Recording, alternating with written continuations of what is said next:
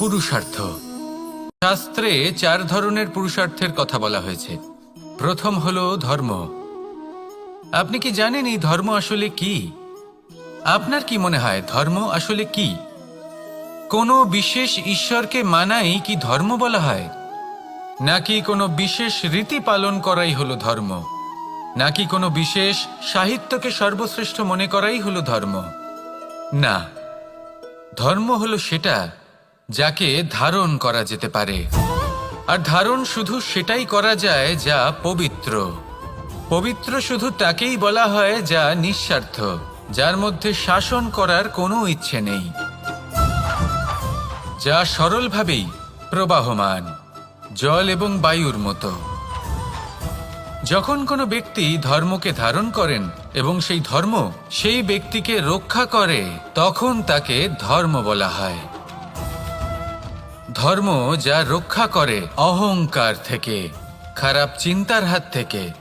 সেই জন্য পুরুষার্থ গড়ে তোলার আগে, ধর্ম পালন করার আগে, ধর্মের প্রকৃত অর্থ কি সেটা বুঝে নিন।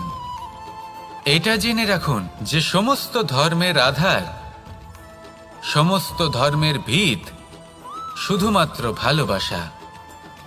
আসুন আর এই ভালোবাসার সাথেই বলুন রাধা রাধা।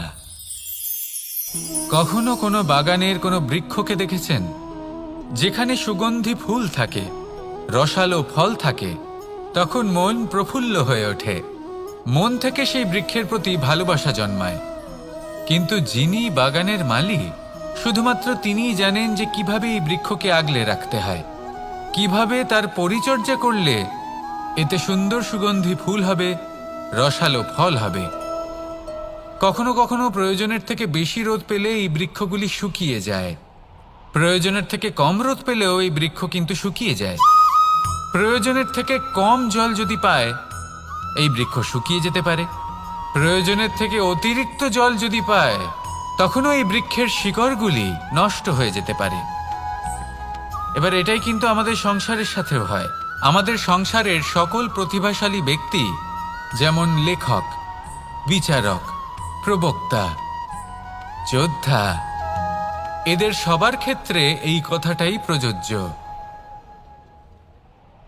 যদি বেশি প্রশংসা করা হয়, তাহলেও এরা হারিয়ে যাবেন।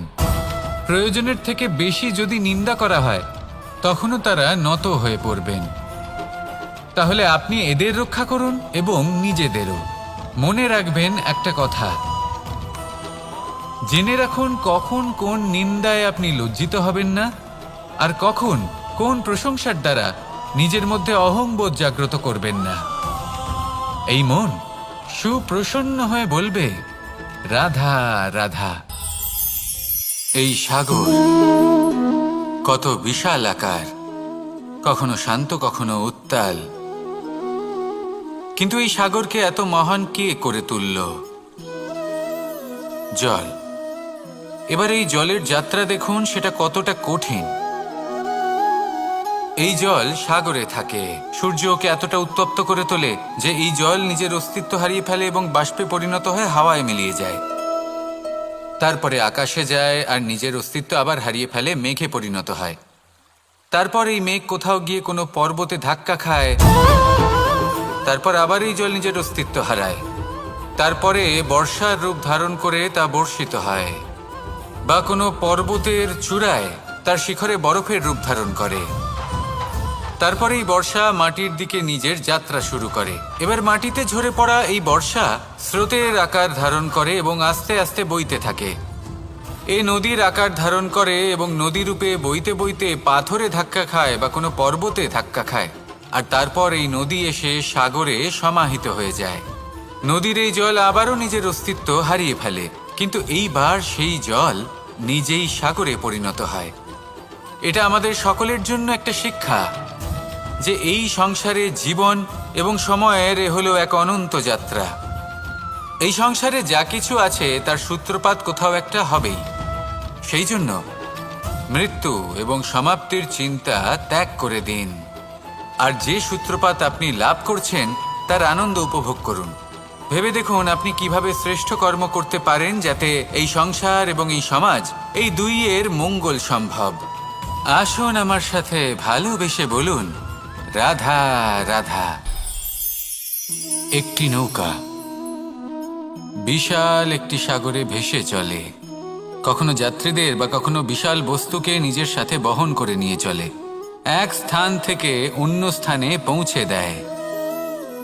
এই নৌকা কখনো সাগরে আটকে পড়ে বা কখনো ডুবে যেতেও পারে, কিন্তু এই নৌকা তখন ডুবে যায় না যখন এর আশেপাশে অধিক মাত্রায় জল থাকে। এটা তখন ডুবে যায় যখন ও নিজের আশেপাশের থাকা জলকে নিজের ভেতরে প্রবেশ করতে দেয়। যখন আস্তে আস্তে এই জল প্রবেশ করতে থাকে, নৌকা ভারী হতে থাকে আর আস্তে আস্তে ডুবে যায়। এটা আমাদের কাছে একটা শিক্ষা। হতেই পারে আমাদের এই সংসারে, আমাদের জীবনে আশেপাশে অনেক বেশি মাত্রায় নেতিবাচক শক্তি থাকবে, ঈর্ষা থাকবে, বিদ্বেষ, ঘৃণা বা ভয় থাকবে, কিন্তু মনের এই নৌকা শুধু তখনই ডুববে যখন আপনি এই নেতিবাচক শক্তিকে নিজের ভেতরে প্রবেশ করতে দেবেন। মনে রাখবেন, এই নেতিবাচক শক্তিকে কখনো নিজের মনে প্রবেশ করতে দেবেন না। প্রবেশ করলেও তাহলে যেন সে সেখানে কোনো স্থান না পায়। শুধু এই বিষয়টা খেয়াল রাখলে আপনার মনের এই নৌকা জীবনের এই সাগরে সব সময় ভেসে থাকবে আর এই মন প্রসন্ন হয়ে বলবে, রাধা রাধা। আমরা সকলে শক্তি অনুভব করতে চাই। এবার যদি আপনাকে জিজ্ঞেস করা হয় যে সবথেকে বেশি শক্তির অনুভব কোথা থেকে করা সম্ভব, তখন কেউ কেউ বলবেন পুষ্টিকর আহার গ্রহণ করলে, ব্যায়াম করলে, কেউ বলবেন ধন লাভ করলে, বন্ধুদের থেকে, পরিবারের থেকে, আদি ইত্যাদি। এইভাবে আপনি শক্তির অনুভব অবশ্যই করতে পারেন, কিন্তু সবথেকে বেশি শক্তির অনুভব যদি আপনি করতে চান তাহলে তা পাবেন শুধু একতার দ্বারা, সংগঠনের দ্বারা। যদি আপনাকে উদাহরণ দিই, নিজের এই হাতটাকে দেখুন, 5টা আঙুল রয়েছে। কোনো একটা বস্তুকে নিজের একটা আঙুল দ্বারা তুলে ধরার চেষ্টা করে দেখুন, বড়ই কষ্ট হবে।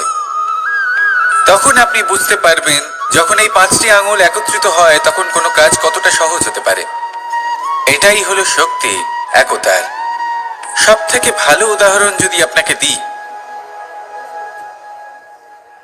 তাহলে বাঁশি।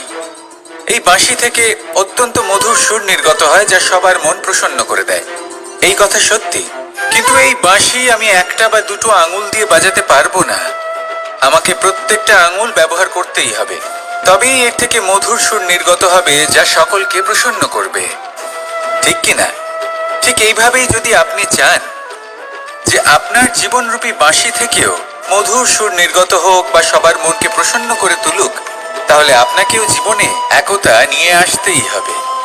আপনি একাও কর্ম করতে পারেন, পথ চলতেও পারেন, সামনেও এগোতে পারেন, সাফল্যও লাভ করতে পারেন, কিন্তু যখন সকলে একসাথে এগোবেন, সেই পথে চলবেন, সেই কর্মই করবেন, তখন লক্ষ্যে অবশ্যই পৌঁছবেন, সাফল্য অবশ্যই লাভ করবেন, কিন্তু সেই সাফল্য এবং তার আনন্দর সংমিশ্রণটাই একটু অন্যরকম হবে।